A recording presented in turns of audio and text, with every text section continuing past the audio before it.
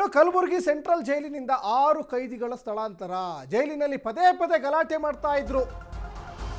ತಪ್ಪು ಮಾಡೇ ಜೈಲಿಗೆ ಹೋಗಿರ್ತಾರೆ, ಮತ್ತು ಅಲ್ಲೂ ಅದೇ ಬುದ್ಧಿ ಅವ್ರದ್ದು. ಕಲಬುರಗಿ ಸೆಂಟ್ರಲ್ ಜೈಲಿನಿಂದ 6 ಕೈದಿಗಳ ಸ್ಥಳಾಂತರ ಆಗಿದೆ.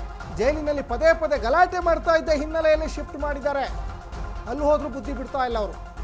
ಕಲಬುರಗಿ ಕೇಂದ್ರ ಕಾರಾಗೃಹ ಅಧೀಕ್ಷಕಿಗೆ ಬೆದರಿಕೆ ಹಾಕಿದ್ದಾರೆ. ನೋಡಿ, ಕಾರಾಗೃಹದ ಅಧಿಕಾರಿಗೇನೆ ಬೆದರಿಕೆ. ಅಧೀಕ್ಷಕಿ ಡಾಕ್ಟರ್ ಅನಿತಾ ಕಾರು ಸ್ಫೋಟಿಸುವುದಾಗಿ ಬೆದರಿಕೆ ಹಾಕಿದ್ದಾರೆ. ಇವ್ರನ್ನ ಸದ್ಯಕ್ಕೆ ಬಿಡಲೇಬಾರ್ದು, ಅಲ್ಲೇ ಇಡಬೇಕು ಇವ್ರನ್ನ.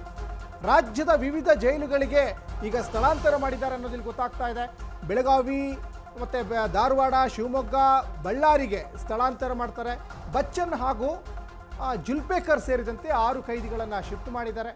45 ಪ್ರಕರಣದಲ್ಲಿ ಭಾಗಿಯಾಗಿದ್ದ ಬಚ್ಚನ್ ಬೆಳಗಾವಿ ಜೈಲಿಗೆ, ಮಲ್ಲೇಶ್ವರಂ ಬ್ಲಾಸ್ಟ್ ಪ್ರಕರಣದ ಆರೋಪಿ ಜುಲ್ಪೇಕರ್ ಧಾರವಾಡ ಜೈಲಿಗೆ, ಇನ್ನೊಂದು ಕಡೆ ಆರೋಪಿ ಜುಲ್ಪೇಕರ್ ಸ್ಥಳಾಂತರ ಆಗಿದೆ. ಇನ್ನೊಂದು ಕಡೆ ಅಬ್ದುಲ್ ಖಾದರ್ ಜಿಲಾನಿ, ಆತನ ಹೆಸರು ಫುಲ್ ಹೆಸರು ಅಬ್ದುಲ್ ಖಾದರ್ ಜಿಲಾನಿ ಧಾರವಾಡ ಕೇಂದ್ರ ಕಾರಾಗೃಹಕ್ಕೆ, ಶೇಖ್ ಸದ್ದಾಮ್ ಹುಸೈನ್ ಜಾಕೀರ್ ಇವರಿಬ್ಬರನ್ನ ಶಿವಮೊಗ್ಗ ಕಾರಾಗೃಹಕ್ಕೆ, ವಿಶಾಲ್ ರಾಥೋಡ್ ಬಳ್ಳಾರಿ ಕೇಂದ್ರ ಕಾರಾಗೃಹಕ್ಕೆ ಶಿಫ್ಟ್ ಮಾಡಿದ್ದಾರೆ ಅನ್ನೋದಿಲ್ಲಿ ಗೊತ್ತಾಗ್ತಾ ಇದೆ.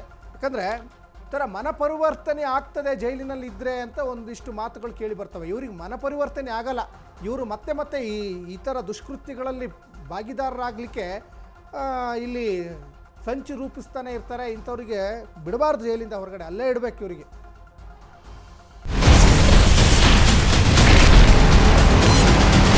Ashwavega English News.